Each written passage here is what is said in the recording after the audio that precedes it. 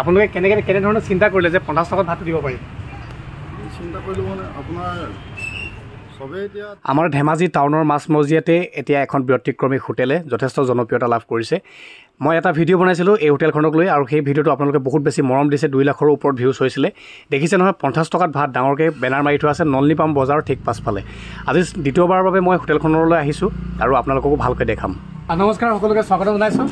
আৰু কিছুদিন আগত মই এটা ভিডিঅ' বনাইছিলোঁ আমাৰ ধেমাজি টাউনত 50 টকাৰ ভাত। মই পুনৰবাৰ আহিলোঁ আজি 50 টকাৰ ভাতৰ হোটেলখনত সোমাবলৈ।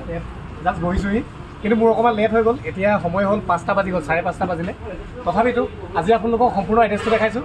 আমাৰ নলনী পামৰ বজাৰৰ পাছফালে হোটেলখন আছে, সৰুকৈ আছে, বাঁহেৰেদি বনাইছে। এতিয়া কথা হ'ল কি, এইটো হ'ল আপোনাৰ কলিল গাহৰিটো, আপোনাৰ হ'ল তিল গাহৰিটো, মানে কচু গাহৰি ন, এইটো মানে পচলাটো আৰু মাটিটো একেলগে দি দিয়ে। অ'কে অ'কে, বঢ়িয়া বঢ়িয়া। এইটো কলডিল গাহৰি, আৰু এইটো তিল গাহৰি, আৰু এইটো কচু দিলে, এইটো কচু গাহৰি, কচু আৰু ঔটেঙা গাহৰি, আৰু মাটিমাহ ইয়াত দিছে। আচলতে কথা হ'ল কি, 50 টকাত এই গোটেইখিনি নাহে, এটাই আহিব যিকোনো মাংস। চাওক, আমি মাংস এবাতি ক'ৰবাত কিনি খাবলৈ গ'লেও 50 টকাত নাপায় গাহৰি মাংস, সেইটো সকলোৱে জানে। এওঁলোকে 50 টকাত আজি মোক স্পেচিয়েলি এইখিনি দিছে, কিন্তু 50 টকাত ধৰক আপোনালোকে এই বাতিটো পালে আৰু ভাতখিনি পালে, কি লোকচান আছে আপোনালোকে নিজে চিন্তা কৰক এবাৰ। গতিকে এজন আমাৰ অসমীয়া মানুহে, এজন থলুৱা মানুহে ইমান সুন্দৰ এটা চিন্তাৰে তেখেতে এটা ব্যৱসায় আৰম্ভ কৰিছে। আৰু আটাইতকৈ বেছি ভাল লাগিছে, মই ভিডিঅ'টো বনাইছিলোঁ, ভবা নাছিলোঁ আপোনালোকে ইমান বেছি মৰম দিব ভিডিঅ'টো, আৰু তেওঁলোকে বহুত বেছি ভাল পাইছে, খুব ভিডিঅ'টো ভাইৰেল হৈ গৈছে। আৰু আপোনালোকে আহক, ইয়াত খাই চাওক এবাৰ, তাৰপিছত ক'ব 50 টকাত ভাতটো তেওঁলোকে কেনেকুৱা ছাৰ্ভিচ দিছে।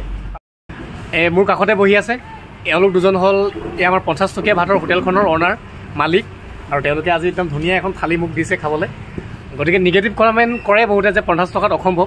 50 টকাত অসম্ভৱ কামটো এওঁলোকে সম্ভৱ কৰি দিছে। দাদা ক'ব এখেতে, আপোনালোকে কেনেধৰণৰ চিন্তা কৰিলে যে 50 টকাত ভাতটো দিব পাৰি?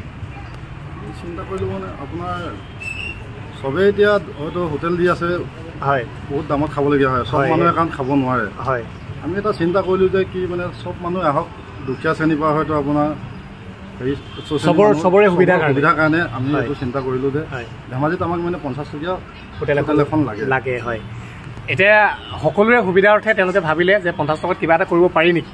তো ফাইনেলি ৰিজাল্টটো তেওঁলোকে দেখাই দিলে, আৰু এতিয়া মাত্ৰ আপোনালোকৰ মৰম আৰু ছাপোৰ্ট লাগে। তেওঁলোকক উঠক আৰু আপোনালোকেও 50 টকাত খাওক।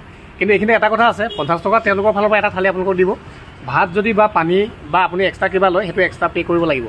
কিন্তু ডাঙৰ কথা এক্সট্ৰা পে'টোত নহয়, ডাঙৰ কথা এইটো যে তেওঁলোকে 50 টকাত যিখিনি আপোনালোকক অফাৰ কৰিছে সেইখিনি বেষ্ট, সেইটো ক'তো নাপায় মোৰ হিচাপত। চ' থেংক ইউ দাদা। ছেকেণ্ড টাইম আহিছোঁ, আজি আকৌ খাম এতিয়া। চ' সকলোৱে আহিব, আপোনালোকে নিশ্চয় আহিব, ভাল হ'ব ন? 50 টকীয়া খাই চাব একবাৰ কেনেকুৱা পায়। হয়, নিশ্চয় ভাল পাব বুলি আশা ৰাখিছোঁ। হয়, আপোনালোকে আহিব, খাই চাব। তিল গাহৰি, তিল গাহৰি বঢ়িয়া। এইটো ৰিয়েলি কৈছোঁ, তিল গাহৰি একদম পাৰফেক্ট আছে। আৰু মই টেষ্ট কৰি আছোঁ, ৰ'ব। এইটো হ'ল আপোনাৰ কি আছিলে, কলডিল গাহৰি বঢ়িয়া। কচু